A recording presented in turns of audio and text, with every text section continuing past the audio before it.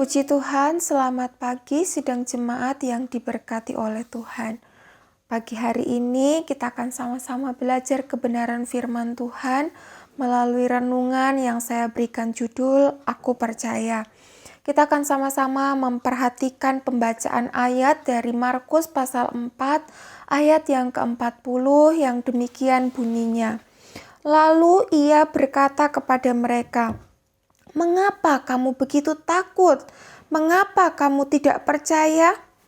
Ayat ini yang saya baru bacakan merupakan bagian dari kisah tentang Yesus meredakan angin ribut.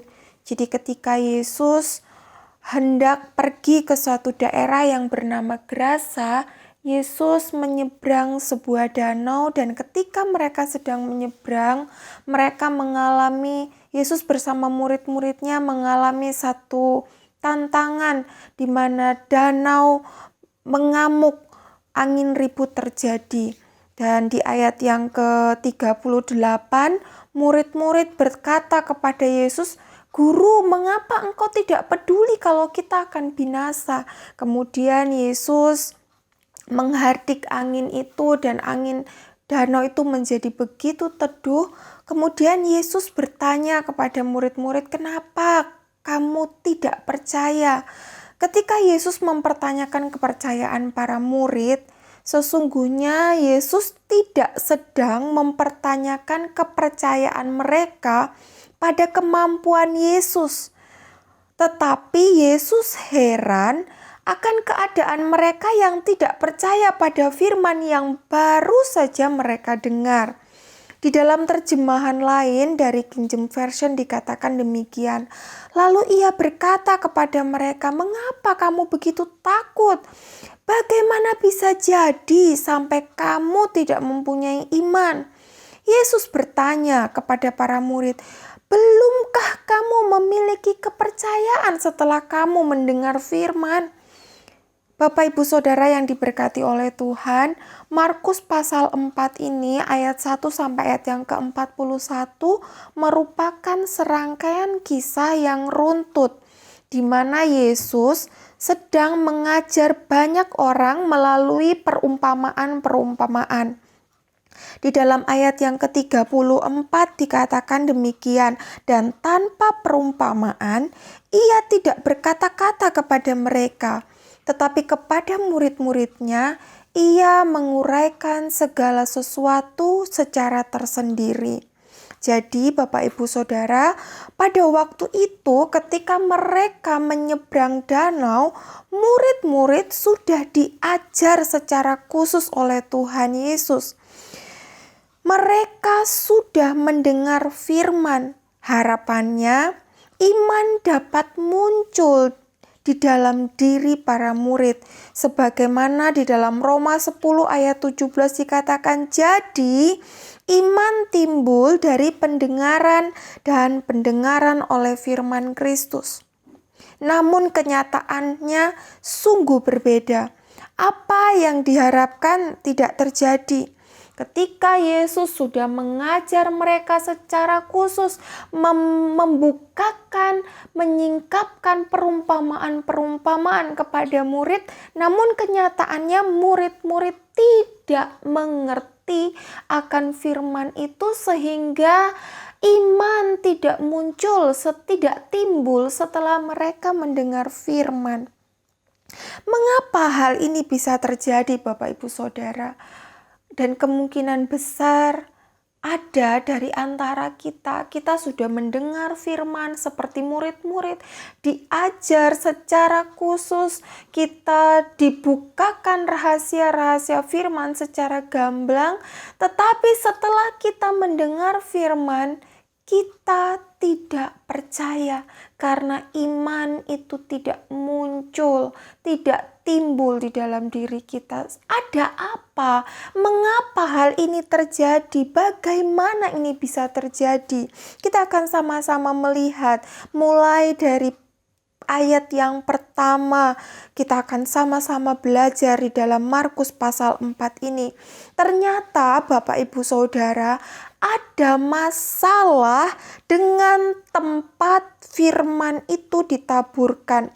Di dalam pasal 4 ayat yang pertama hingga ayat yang ke-20, Yesus memberikan satu perumpamaan tentang seorang penabur, di mana penabur itu menaburkan benih, dan benih itu ada yang jatuh di pinggir jalan, di tanah berbatu, di tanah yang ada rumput durinya, kemudian di tanah yang baik.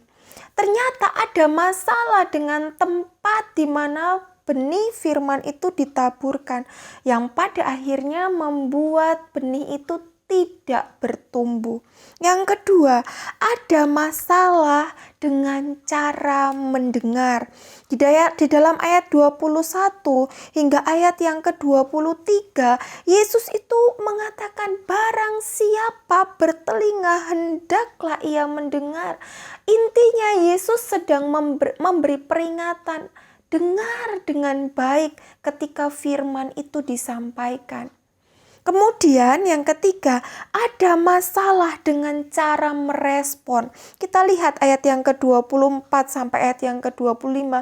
Responlah dengan benar. Demikian firman Tuhan, mengingatkan kepada setiap kita orang-orang percaya, bagaimana seharusnya agar iman itu bisa muncul ketika kita mendengar firman. Bapak Ibu Saudara, ketika kita mau iman itu muncul, maka persiapkanlah tanah yang terbaik. Persiapkanlah tempat yang terbaik sehingga benih yang ditaburkan itu dapat bertumbuh. Kemudian perbaiki cara kita mendengar. Kita mendengar bukan hanya sekedar lalu mendengar, tapi kita mendengar dan memperhatikan. Ketika kita sudah mendengar dan memperhatikan, maka baiklah kita memberikan satu respon yang benar terhadap firman. Kita tidak memberikan respon yang salah, tetapi kita memberikan respon yang benar. Ketika ketiga hal ini kita lakukan dengan tepat, maka saya percaya setiap benih firman yang tertabur di dalam hati kita itu akan tertanam, kemudian akan tumbuh. Di dalam ayat yang ke-26 hingga ayat yang ke-32 begitu indah. Kerajaan Allah itu seperti benih. Ketika kita memberikan satu tempat yang baik, kita mendengar dengan benar, kita merespon dengan benar, benih firman itu akan tumbuh dan mengeluarkan buah. Percaya bahwa Allah berkuasa mengatasi segala permasalahan itu baik Bapak Ibu, itu benar. Namun kita juga harus percaya bahwa kita memiliki kuasa dari Allah untuk mengatasi segala masalah kita, dan itu adalah iman. Kita harus percaya bahwa di dalam kita ada iman dari Bapa di sorga untuk kita mampu mengatasi segala permasalahan hidup kita. Firman yang kita dengar, firman yang setiap hari kita dengar, baiklah itu memunculkan iman, menimbulkan iman, di mana kita dapat percaya dan kita dapat mengatasi segala permasalahan kita. Puji nama Tuhan, kita berdoa. Bapa di sorga, kami mengucap syukur untuk kebenaran firman-Mu pagi hari ini. Kami percaya bahwa Engkau memberi kuasa di dalam kami, sehingga kami mampu mengatasi setiap permasalahan hidup kami. Terima kasih Bapa, kami mengucap syukur di dalam nama Tuhan Yesus Kristus kami berdoa. Haleluya.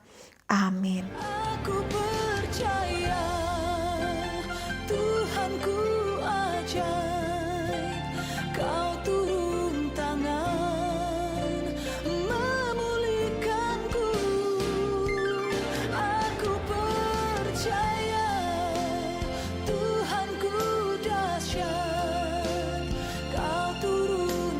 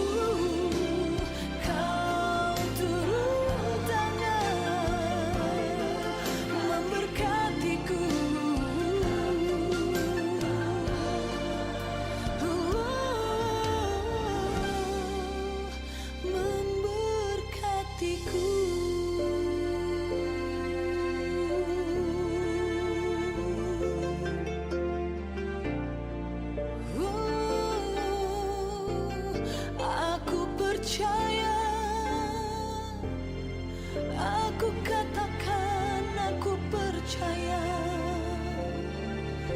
akan kuasa-Mu